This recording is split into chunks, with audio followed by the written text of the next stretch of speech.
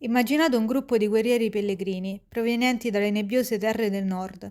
Non sono un esercito, non sono un popolo in marcia, eppure cambieranno per sempre la storia d'Italia. I normanni, mercenari, condottieri, conquistatori, discendono come un uragano sulle terre frammentate del sud Italia. In pochi decenni trasformano piccoli feudi in un regno che durerà secoli. Ma come hanno fatto? Quali segreti hanno permesso a uomini e donne di questa stirpe di sottomettere i Longobardi, i Bizantini e persino la volontà del Papa? Immergiamoci insieme nell'impresa dei Normanni, incontrando i protagonisti di questo successo.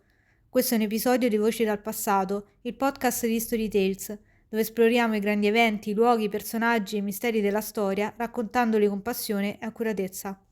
Siamo nell'undicesimo secolo. L'Italia meridionale è un mosaico frammentato di principati e ducati, un campo di battaglia dove si scontrano ambizioni e poteri millenari. I Longobardi resistono nei principati di Benevento, Capo e Salerno, ultimi baluardi della Longobardia Minor, che per secoli ha mantenuto un'indipendenza precaria tra le ombre ingombranti del Sacro Romano Impero. L'Aquila bizantina estende il suo dominio su Puglia e Basilicata, mentre i ducati di Gaeta, Napoli, Sorrento e Amalfi si muovono in un fragile equilibrio tra autonomia e fedeltà formale a Costantinopoli. In Sicilia il pericolo è ancora più insidioso. I musulmani hanno conquistato l'isola tra IX e X secolo, trasformandola in un emirato strategico, una spina nel fianco della cristianità. Il caos del Mezzogiorno è alimentato dalle mire delle grandi potenze. Gli imperatori tedeschi, come eredi dell'impero romano d'Occidente, vogliono imporre la loro supremazia. I papi, forti della falsa donazione di Costantino, rivendicano il controllo spirituale e politico della regione, opponendosi all'autorità del patriarca di Costantinopoli. È in questo scenario caotico che appaiono loro, i Normanni, mercenari senza padrone, uomini di spada ed ambizione, i quali vedono le terre fertili del sud e sanno di aver trovato il loro destino. Come sono arrivati questi uomini del nord?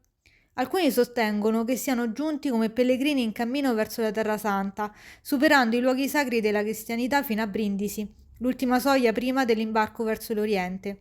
Altri credono che siano giunti come mercenari, ingaggiati per guerre che non gli appartenevano, ma in cui avrebbero trovato il loro futuro. Una cosa è certa, i Normanni non erano un popolo in marcia, come fu per i Longobardi, ma piccoli gruppi di guerrieri erranti, affamati di terra e gloria. Non era infatti la prima volta che la stirpe si spingeva lontano in cerca di fortuna. Lo stesso Guglielmo il Conquistatore stava per cambiare il destino dell'Inghilterra. E ora, nel cuore del Mediterraneo, un'altra epopea stava per essere scritta. La prima traccia certa dei Normanni si trova nella rivolta antibizantina di Melo di Bari, un longobardo ribelle deciso a strappare la Puglia al controllo di Costantinopoli. Sostenuto da Papa Benedetto VIII, Melo raduna uomini, stringe alleanze e tra le sue fila compaiono per la prima volta soldati normanni. La battaglia si accende nel 1018, ma si conclude in un disastro. Le truppe di Melo vengono spazzate via dalle forze imperiali bizantine. Melo fugge a Bamberga, cercando protezione presso l'imperatore Enrico II, mentre i normanni sopravvissuti si disperdono nel caos del mezzogiorno. Alcuni si mettono al servizio dei nobili longobardi, altri giurano fedeltà ai potenti abati di Montecassino, mentre alcuni persino combattono per l'impero bizantino, che li aveva appena sconfitti. Nel 1020 Papa Benedetto VIII si reca personalmente a Bamberga per sollecitare l'intervento dell'imperatore in Puglia e l'imperatore risponde. Nel 1022 lancia una campagna militare che porta a sottomettere i principati longobardi. Tuttavia, sul fronte bizantino, la guerra si trasforma in un impasse. Così, mentre le grandi potenze giocano le loro mosse, i normanni continuano a crescere nell'ombra. L'anno 1030 segna una svolta.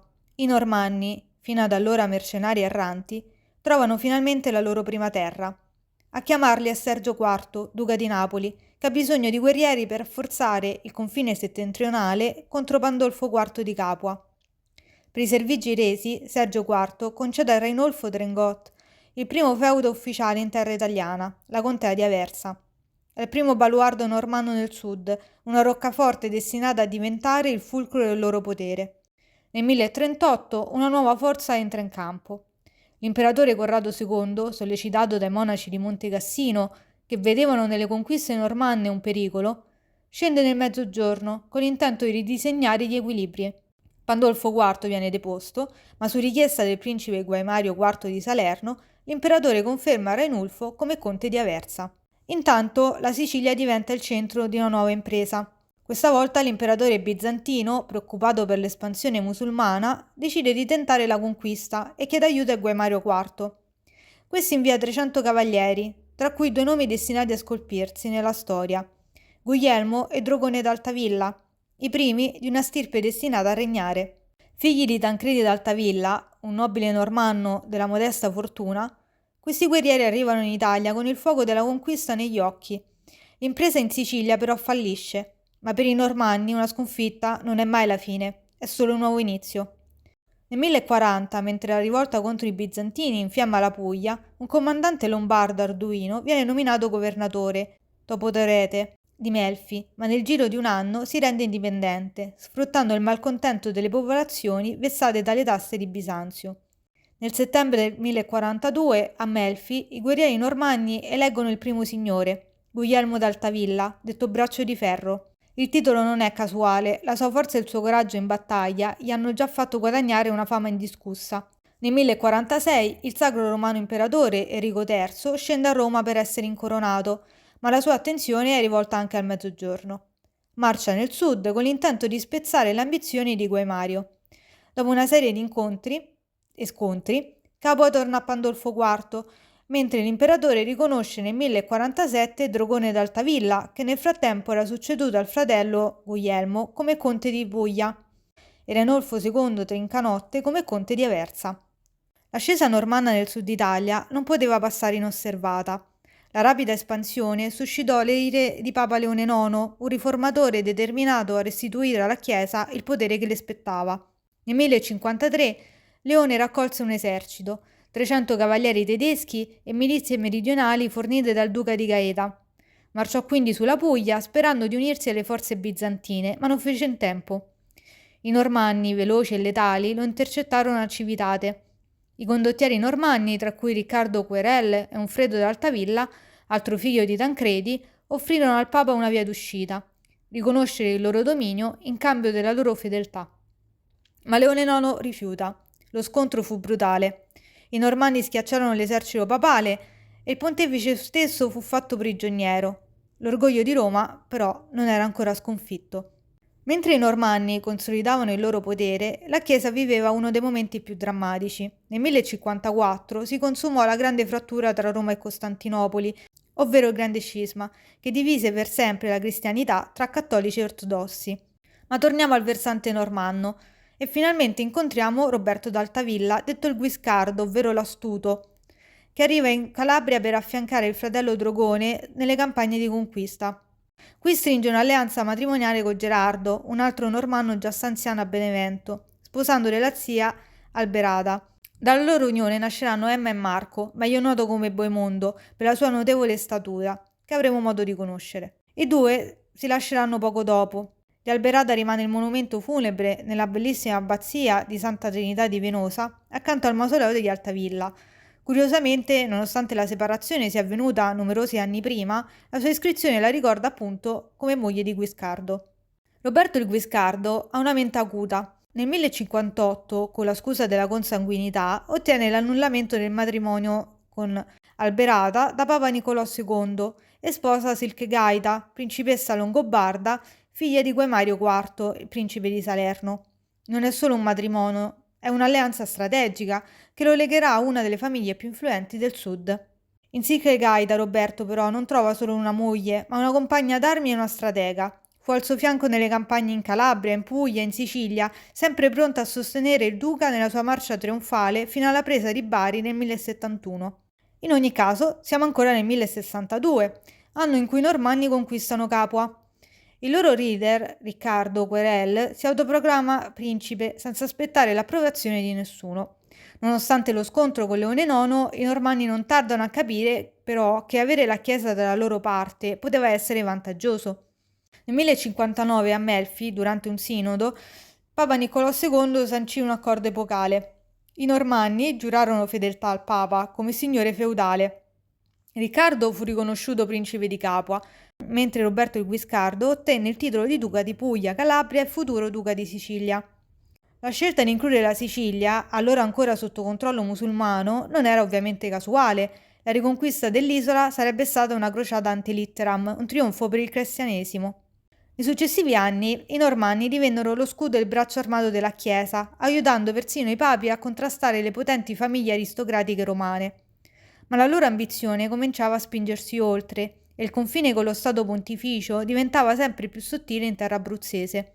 Quando nel 1073 salì al soglio pontificio Gregorio VII, la tensione esplose nuovamente. Il Papa scomunicò il Guiscardo per aver invaso i territori pontifici.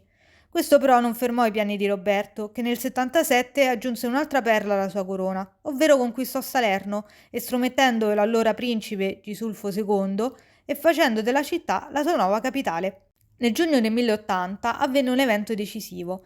Il Papa revocò la scomunica che gravava sul Guiscardo. Per suggellare la pace, il duca normanno si recò a Ceprano, al confine tra i domini papali e quelli normanni, e gli prestò giuramento di vassallaggio, in cambio della conferma delle conquiste e del titolo di duca di Puglia e di Calabria.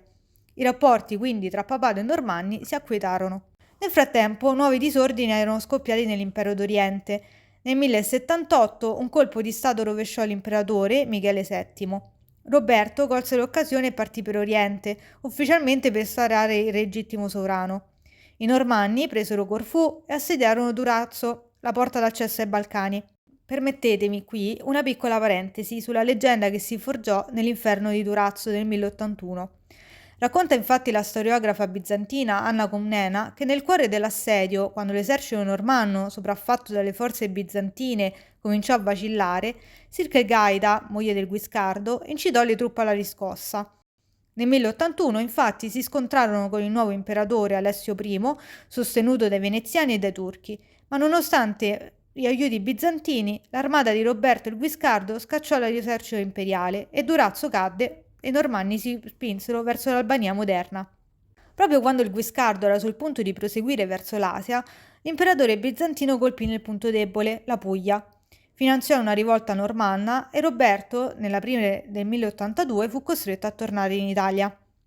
Ritorniamo quindi in Italia anche noi, o meglio in Europa centrale, dove Gregorio VII dovette affrontare un conflitto che influenzò la storia, la famosa lotta delle investiture, che lo vide scontrarsi con l'imperatore Enrico IV sulla nomina vescovile e il primato della Chiesa sull'impero. Dopo il celebre episodio di Canossa, che vide Enrico sottomettersi e implorare per la fine della scomunica nel 1077, alla seconda scomunica Enrico non si piegò e nel 1084 prese addirittura Roma, imponendo un proprio papa, Clemente III.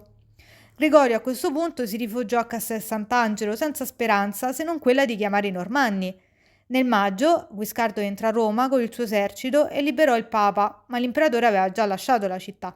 I romani, inferociti dal saccheggio normanno, si ribellarono e Gregorio VII fu costretto a fuggire, prima a Benevento, poi a Salerno, dove morì l'anno seguente.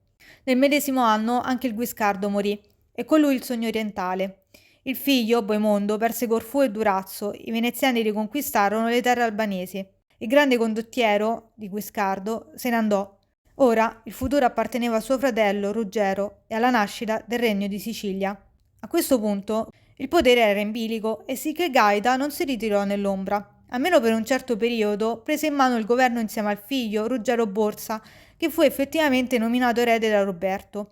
Durante il governo di Sirkegaida, invece del figlio, vennero risolte le questioni dinastiche appunto con Boemondo, che in realtà era il primogenito di Roberto. Un guerriero audace e carismatico Boemondo, che dovette accettare però il compromesso. Rinunciò ai suoi diritti dinastici in cambio di un piccolo principato con possedimenti intorno a Taranto.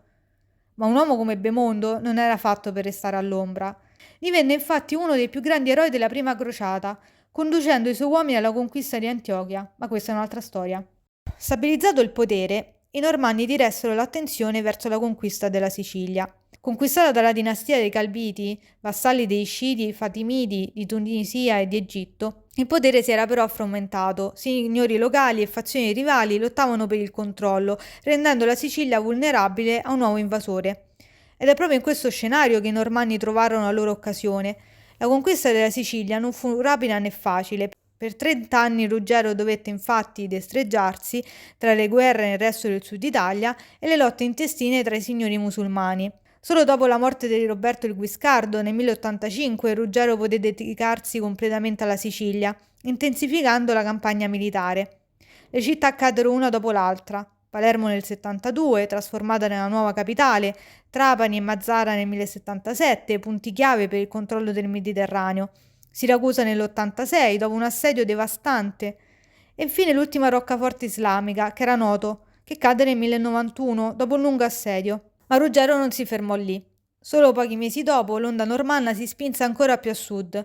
Malta e Gozo furono conquistate, completando il trionfo normanno nel Mediterraneo centrale. Nel 1101 morì anche Ruggero I di Sicilia.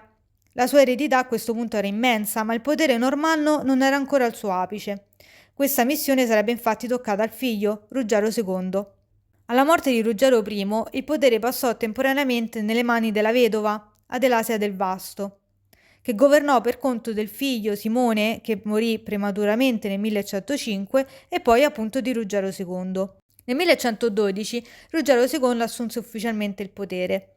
Nel frattempo la Sicilia normanna intrecciava il proprio destino con la Terra Santa. Balduino I di Gerusalemme, bisognoso di legittimazione ma anche di supporto, propose infatti il matrimonio alla vedova Adelasia, che accettò, con la promessa che suo figlio sarebbe però diventato erede del regno in assenza di altri pretendenti o di eredi. Ma il sogno di una Sicilia unita alla Terra Santa durò poco. Nel 1116 o 1117 Baldovino morì e il patriarca di Gerusalemme annullò il matrimonio. A questo punto Adelasia tornò in Sicilia, dove morirà nel 1118, a Patti, a Messina, dove ancora oggi riposa in una bellissima tomba rinascimentale. Mentre Ruggero II consolidava il suo potere in Sicilia, la Puglia era però ancora contesa.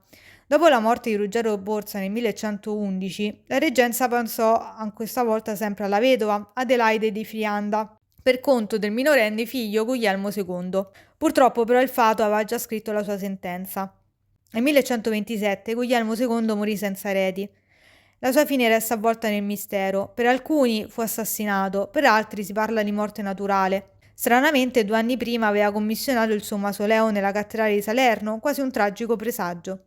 Con Guglielmo, morto senza eredi, Ruggero II a questo punto avanzò la sua pretesa sulla Puglia, sulla Calabria e sulla Sicilia.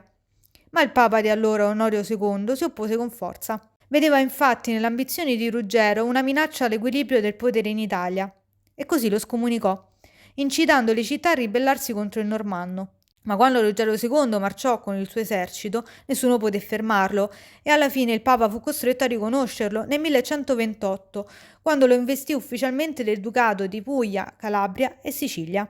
Ovviamente Ruggero non si fermò lì e nel 1130 compì il passo più grande, la fondazione del Regno di Sicilia. In quell'anno, alla morte di Papa Onorio II, 2 uomini rivendicarono il soglio pontificio. Da un lato Innocenzo II Papareschi, dall'altro Anacleto II Pierleoni. In questo scenario Ruggero II giocò la sua mossa decisiva. Sostenne Anacleto II, offrendogli protezione e forza militare, e come ricompensa il 27 settembre del 1130 ottenne la consacrazione definitiva. Venne infatti incoronato re di Sicilia, Calabria e Puglia. Ciò avvenne nella cattedrale di Palermo, che allora appunto era diventata Corona Regis e Terregni Caput. Per la prima volta l'intero mezzogiorno d'Italia si era unificato sotto un'unica corona. Nonostante una pausa durante i vespri del 1282, il regno di Sicilia infatti sopravviverà per oltre 7 secoli, passando dalla dominazione degli Svevi, gli Angioini, gli Aragonesi fino ai Borbone e la loro caduta nel XIX secolo. Siamo ancora con i Normanni. E alla morte di Anacleto, l'unico papa rimasto, Innocenzo II, all'inizio si rifiutò di riconoscere Ruggero, anzi tentò di spodestarlo con le armi, ma l'esercito pontificio, che marciò contro Ruggero, alla fine depose la spada. Innocenzo II fu infatti sconfitto, catturato e costretto a riconoscere il dominio di Ruggero II. Come i suoi predecessori, Ruggero volse gli occhi sempre più oltre. Tra il 1146 e il 1153, approfittando dell'instabilità politica del Maghreb, Ruggero prese Tripoli e altre città tunisine. Ma i sogni di dominio non durarono a lungo, infatti le terre africane sarebbero andate perdute sotto la spinta degli Almohadi del Marocco. Ruggero II morì nel 1154. Il trono passò quindi al figlio Guglielmo I, detto il Malo, ma già dal 1151 in realtà governava come correggente. Nonostante le asprezze con l'impero bizantino, con l'impero germanico e con Venezia, alleatosi con Papa Adriano IV contro i Normanni, che furono reputati come invasor imperi, alla fine nel 1156 i Normanni ebbero proprio la meglio. Annientato l'esercito dell'imperatore Michele Paleologo, nel Trattato di Benevento del 18 giugno, il Papa fu costretto a riconoscere la sovranità di Re Guglielmo sulla Sicilia, sulla Puglia, sulla Calabria, sulla Campania, così come su Capua, e le città costiere di Amalfi, Napoli e Gaeta. Inoltre anche sui territori recentemente conquistati negli Abruzzi. Nel 1166, alla morte di Guglielmo I, salì al trono il giovane Guglielmo II, soprannominato questa volta il Buono. Per 5 anni fu in realtà la madre, Margherita di Navarra, a governare per lui, mantenendo saldo il controllo del trono fino alla maggiore età del figlio. Durante il suo regno il Sud conobbe un'epoca d'oro contraddistinta da stabilità interna, rispetto per le leggi e grandi progetti architettonici, tra cui il Duomo di Monreale. Un altro avvenimento fu fondamentale inoltre per la consacrazione del regno come forza tra papato, impero e comuni italiani. Nel 1177 il regno normanno infatti partecipò a uno degli eventi politici più importanti del Medioevo italiano, la pace di Venezia, che fu stipulata tra Federico Barbarossa, imperatore del Sacro Romano Impero, che da anni combatteva per soggiogare i comuni italiani, e la Lega Lombarda, un'alleanza dei comuni italiani del nord che si opponeva appunto al dominio imperiale. Il simbolo dell'evento fu il momento in cui Federico Barbarossa, sconfitto, si inginocchiò davanti al Papa Alessandro III, accettando la fine del conflitto. Ma fu proprio una scelta di Guglielmo II a innescare una catena di eventi che avrebbe cambiato nuovamente il destino del Sud Italia. Il battito d'ali della farfalla avvenne quando Guglielmo II decise di dare in sposa sua zia, Costanza d'Altavilla, che era figlia di Ruggero II, al giovane principe tedesco Enrico VI, figlio dell'imperatore Federico Barbarossa. Costanza, come appunto ultima figlia di Ruggero II, era stata inoltre designata come erede in assenza di figli diretti del re. Sembrava in effetti una mossa prudente, che avrebbe avuto però conseguenze imprevedibili. Nel 1189, infatti, Guglielmo II muore senza eredi, lasciando il regno normanno in bilico. A questo punto le elite siciliane, appoggiate dal Papa, rifiutano la successione di Costanza e incoronano in realtà Tancredi di Lecce, un figlio illegittimo sempre di Ruggero II. Ma la furia dell'impero non tardò a colpire. Nel 1191 Enrico VI, dopo essere stato incoronato imperatore, marciò in sud, rivendicando l'impero per il matrimonio con Costanza, ma anche per l'antico ius imperi sull'intera penisola. Nell'estate di quell'anno, durante l'assedio di Napoli, però, un'epidemia impose la ritirata. Enrico ritornò solamente 3 anni dopo nel sud, questa volta però concludendo la sua marcia con un successo. Morti infatti Tancredi e poi il figlio Ruggero III, Enrico fece arrestare l'ultimo figlio dello stesso Tancredi, che era Guglielmo III, nel quale regnava la madre Sibilla d'Aquino. Il ragazzo fu accecato e virato e condotto al castello di Vorarlberg, in Austria, dove vi morì poco dopo. La Sicilia era ora sotto il controllo dell'impero. La dinastia normanna era tramontata, ma dalle ceneri degli Altavilla sarebbe sorto un nuovo astro. Con Costanza d'Altavilla come regina consorte, il regno di Sicilia infatti passò agli Svevi e all'orizzonte si stagliava la figura di un sovrano destinato a lasciare un'impronta indelebile nella storia, Federico II, il bambino appunto nato dall'unione tra l'ultima degli Altavilla e l'impero. Un sovrano che il mondo avrebbe poi conosciuto come Stupor Mondi, lo stupore del mondo. La storia non si ferma, ma noi invece oggi concludiamo qui l'episodio di Voci dal passato, il podcast di The History Tales. Torniamo al nostro presente e se ci seguite su Spotify lasciateci 5 stelle, il vostro supporto fa la differenza. E se ci ascoltate su YouTube ricordate di iscrivervi al canale e attivare la campanella per non perdervi i prossimi episodi. Alla prossima!